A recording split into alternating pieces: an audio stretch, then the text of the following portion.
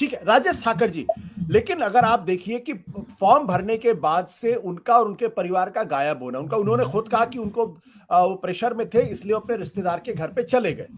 उसके बाद जब वो नॉमिनेशन वापस लेने जाते हैं तो पुलिस चारों तरफ से दिखाई पड़ रही है। अगर उनको नॉमिनेशन वापस ही लेना था तो जाके अकेले वापस लेके चले आते। पुलिस की मौजूदगी का क्या मतलब उन्होंने, क्या उन्होंने पुलिस में कोई कंप्लेन की थी, कुछ जानकारी की? तो मेरा सवाल इस बात को लेकर यह है कि क्या ये इतना आसान सा मामला है कि उनको लगा हमसे पर्चा दाखिल करने में गलती होगी इसलिए मैं वापस लेने जा रहा हूं, पुलिस को साथ लेके चले गए, या इसके पीछे वाकई में कोई लोकल कारण है? नहीं, हम राजनीति में देखते हैं कि किसी को चुनाव नहीं लड़ने के लिए दबाव पड़े वो तो देखा जाता है, लेकिन चुनाव लड़ने के लिए दबाव हो ऐसा तो कहीं नहीं देखा।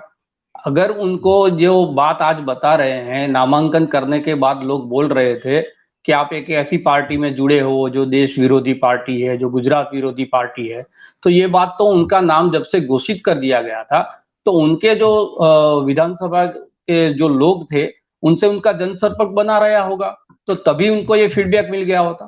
तो जब नामांकन किया उससे पहले ही उनके जहन में ये सब बातें होती तो वो नामांकन करने से मना कर देते, कोई गले पे छुरी रख के तो नामांकन करवाता नहीं है।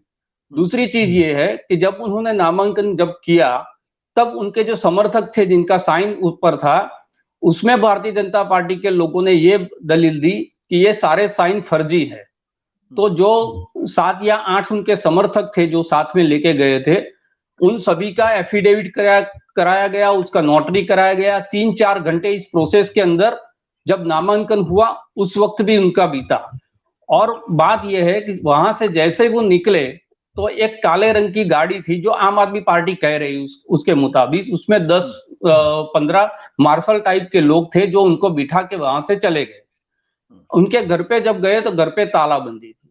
अगर उनको नामांकन वापिस ही लेना था तो वो जैसे आज बता रहे हैं वैसे उनको कोई थ्रेट था तो वीडियो के माध्यम से वो कह सकते थे कि मैंने नामांकन दबाव में किया हुआ है और मुझे वो पुलिस का प्रोटेक्शन दीजिए, मैं उसको उससे बाहर निकलना चाहता हूं। लेकिन जिस तरह से ये ड्रामा हुआ और ये सीट जो है वो 42 कास्ट ये एक ही कॉन्स्टिट्यूएंसी में है। ये जो काशीराम राणा जी थे उनकी जो गोला जाती है उनका प्रभुत्व वाली ये सीट है और उसमें जो भारतीय जनता पार्टी के कैंडिडेट है अरविंद राणा, वो अरविंद राणा और कंचन जरीवाला के बीच में फाइट इसलिए लग रही थी कि वो लास्ट 2017 में ये सीट सिर्फ 14,000 वोट से, सूरत की जितनी भी सीटें बड़े मार्जिन से भारतीय जनता पार्टी जीतती है, ये एक ही सीट ऐसी थी जो सिर्फ 14,000 वोटों से भारतीय जनता पार्टी ने जीती थी। तो उस पर दबाव 101% पड़ा होगा और इसीलिए ये जो ड्रामा हुआ। वरना दूसरा बहुत से रास्ते थे, वो पहले भी मना कर सकते थे, नामांकन करने से पहले ही। नामांकन करने के बाद ही वो गायब हो गए। उनको बहुत जगह ढूंढा गया, वो नहीं मिले। उनके जो परिवार के लोग थे उनके पास भी गए तो कोई नहीं मिला। और आज जिस तरह से उनको पेश किया गया और जितनी पुलिस प्रोटेक्शन के बीच में उनको लाया गया वो किसी से मिल नहीं पाए, इस तरह से उनका नामांकन जो वापिस कराया गया तो उसमें वो हाईजैक करने वाली और अपहरण करने वाली वो सब बातें हैं। वो तो पॉलिटिकल जो माइलेज लेने की कोशिश है वो आम आदमी पार्टी की तरफ से भी हुआ है। लेकिन उनकी जो बातें हैं और जिस तरह से उन्होंने नामांकन किया और आज जिस तरह से वापिस लिया, उसमें कोई ना कोई दबाव, वो दबाव किसी भी प्रकार का हो सकता है। वो पॉलिटिकल प्रेशर हो सकता है, दूसरे तरीके से हो सकता है। लेकिन सूरत के अंदर भारतीय जनता पार्टी और आम आदमी पार्टी के बीच में फाइट है। सूरत डिस्ट्रिक्ट अगर आप देखो तो 16 में से 15 सीट अभी भारतीय जनता पार्टी के पास है।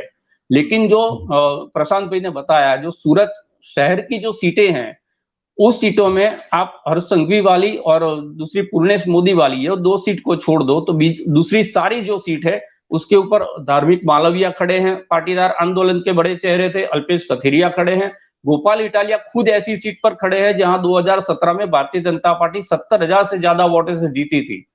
तो पार्टी का जो प्रेसिडेंट कैंडिडेट है वो भी एक ऐसी सीट पर लड़ रहा है जो सेफ नहीं है, जो 17,000 वोटों से भारतीय जनता पार्टी ने जीती है। और वहां पर वो अगर अपना नामांकन कर रहा है तो कुछ ना कुछ जमीन पर उनका काम हुआ होगा। और ये जो चीज है, जैसे अमित शाह और नरेंद्र मोदी को गुजरात गंवाना नहीं, वो देश के लिए गलत मैसेज जाएगा, इसी तरह से सूरत में अगर भारतीय आम आदमी पार्टी एक भी सीट ले गई तो वो CR पाटिल और के लिए खतरे की घंटी है।